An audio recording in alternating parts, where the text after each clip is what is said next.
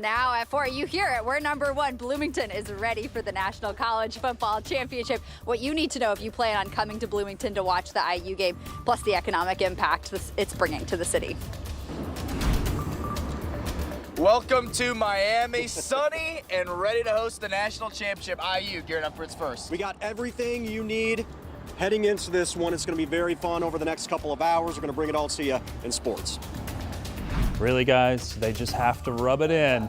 Meanwhile, back in Indy, the cold is settling in. We've got temperatures dropping and expected to get even colder next week. Live from Indy, you're watching 13 News.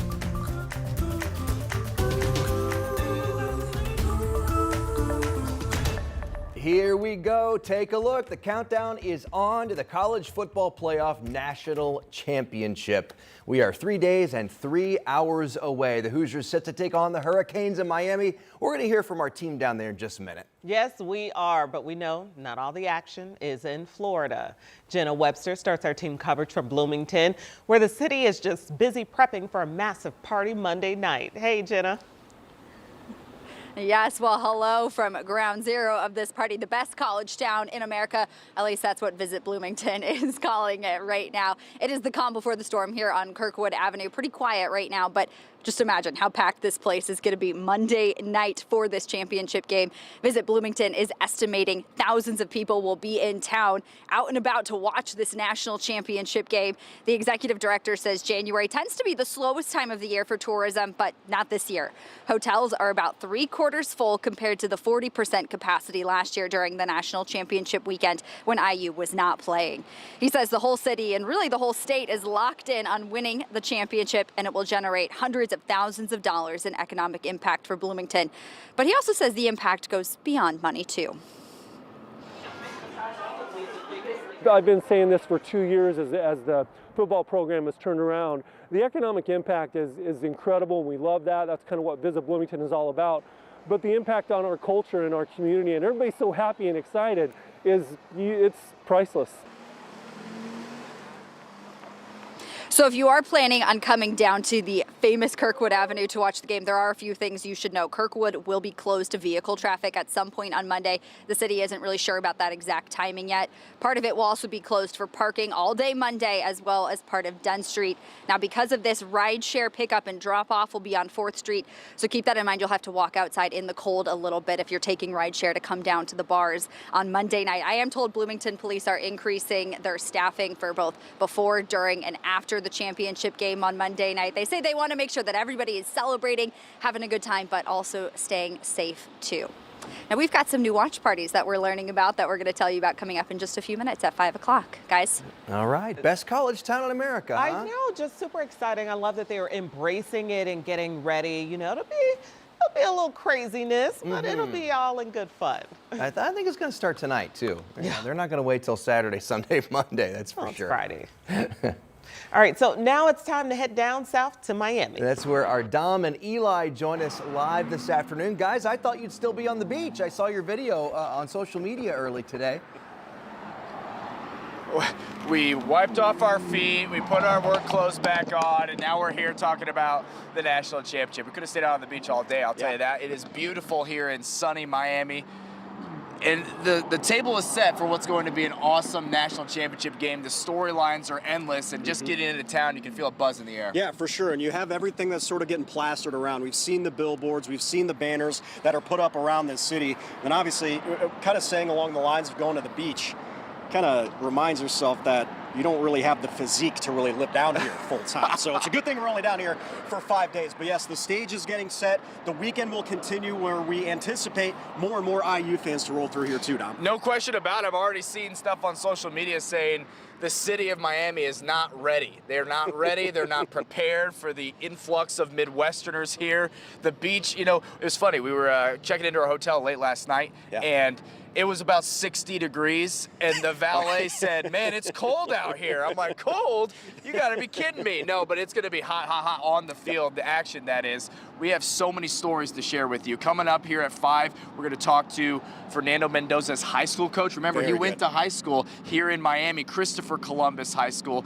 And he's everything you thought he might be, from high school to now. And not only that, but we're getting you set with a path to the national championship as well. Yes, and also Christopher Columbus High School, they have, what, 4 former? Yeah, 4 or 5 that alums are playing on Miami right now. So there's a lot of different story ties going into this. You talked about it with Coach. That, again, comes up at 5. Then, yes, another look back over the Big Ten championship victory, the Pasadena, the Rose Bowl win, the Peach Bowl win just last weekend to set up this moment for Indiana playing for its first ever national championship. Buckle up. You have to pinch yourself, but it is in fact real. IU is in the national championships. People still don't know how to drive down here, in case you were wondering. But we'll stay off the roadways and on your TV screens. I mean, we just heard the luxury cars. We're going to have a lot. Yeah, we just heard the luxury cars drive by and rev their engines and everything. It's just so Miami. Windows down. And it's also going to warm up, There's you guys. one right there. It's going to warm up, not just Ferraris everywhere. Not just for the game. It's going to be about 75 degrees down there tomorrow. Really rubbing it in. Time for me to get there. Really rubbing it in. All right. Yeah. All right. We'll see you again at 5 o'clock. Thank you, boys. All right. We are your home of the Hoosiers and for the Hoosiers. Dominic Miranda and Eli Gaynor leading our coverage alongside Sam Johnson and myself. You can see us live in our newscast as we inch closer to kickoff. Sunday night, we're going to have an hour-long special streaming from 6 to 7. You can find that on WTHR+. All very much looking forward to that. Okay, and we are following things a little closer to home. We know folks will be out and about this weekend, probably making it to some Indianapolis-based bars so they can check out the game. It is a little bit of a womp womp when we go to weather after showing them after palm trees. After palm trees, going to this. Yeah. I don't know what else to say. I mean, look, it's Indiana. It's January. We are at the coldest part of the year. Climatologically, and I'll talk a little bit more about that coming up. Climatologically. But we are going to be seeing some really cold temperatures move in over the next several days. And we've got 36 on the board. How's that, Dom and Eli, if you're still listening in? 36 is what we have currently out there. They probably got the temperature. They don't care. We do have some even colder air that at some point will start to move its way in. So for the weekend, this is probably going to be the warmest day that we'll see in about a week or so, maybe 5 days or so. So get ready for the temperatures to drop even further, and it's a fairly active pattern, and this really will tell the story that, yeah, even though this system moved through earlier and brought us a few snow showers around the area, it's going to be an active pattern where we'll have these quick little chances for some snow showers. Nothing major, but it's certainly a wintertime pattern for sure. Now, the next few hours, we expect the temperatures to ease their way back down through the 30s. There could be a couple of flurries here and there, but I think most of the chance for snow is pretty much done. There's a couple of areas, though, where we could still have a minor little chance for a snow shower, not expecting it to lead to any type of accumulation in the short term. Meanwhile, temperatures by tomorrow morning are going to be down into the teens and low 20s. Not too far off from where we should be for this time of year. This is pretty much par for the course for this time of year. If anything, it may be just a little bit above the average in a couple of spots. And then your forecast for Saturday, keeping the clouds in play, but look at your temperatures. They do not move out of the 20s. In fact, it may be warmer in the morning than we are by the afternoon, and that just tells you that there's even colder air that's trying to move in. It will take it through Saturday and into Sunday before we see the extremely cold air move in, and by Sunday we're down to 10 for our morning low temperature, but that's not the coldest part of the forecast. That's on the way for Monday and Tuesday. I'll show you that part of the forecast. We'll also talk a little bit more climatologically about what we can expect in wintertime. I'll have it for you coming up in just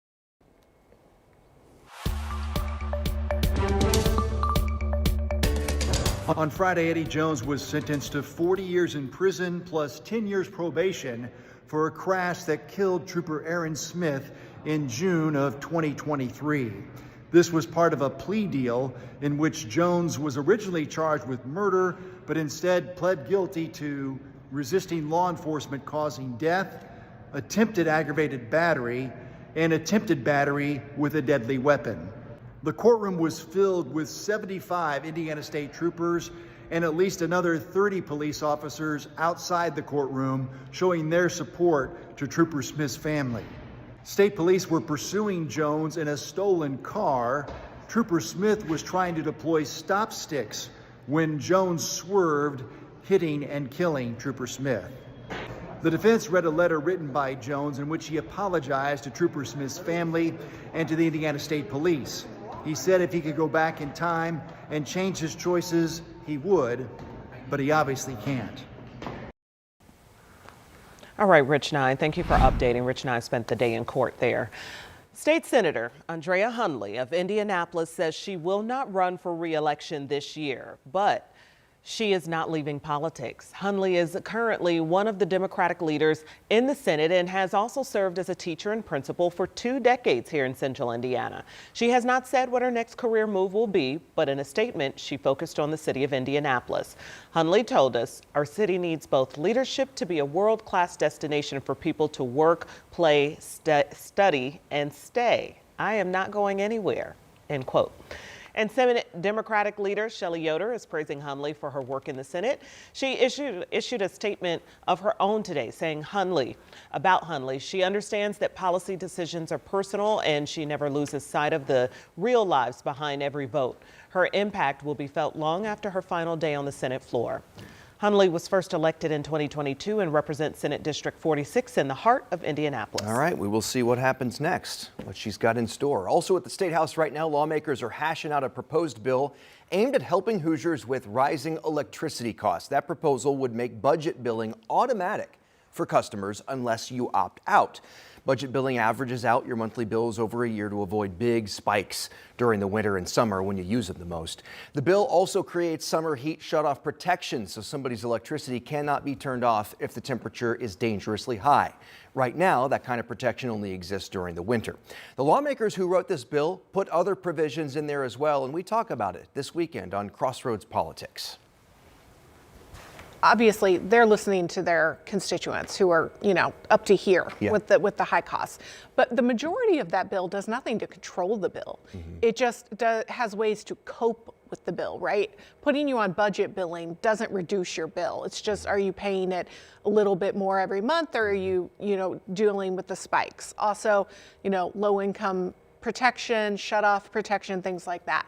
There's only one part of the bill that could actually in the future maybe impact rates, and that is basically performance-based rate making. And they're basically saying, look, if they come to us repeatedly and we see a lot of profit but no improvements, then we're not going to let them raise rates. And so that could have a future impact, but much of the bill is about sort of coping now. You can watch Crossroads Politics Sunday morning at 10 on our streaming app, WTHR+, or you can watch it anytime on demand. Coming up, the new information we're learning about the death of the woman killed by ICE in Minneapolis as protesters there continue to clash with authorities. And the way IPS schools celebrated Dr. Martin Luther King Jr.'s birthday today ahead of the holiday weekend. Rob? And we're looking at temperatures, get this, only into the 20s for tomorrow, and it gets even colder by Monday. I'll show you those in the 7 day. Stay with us.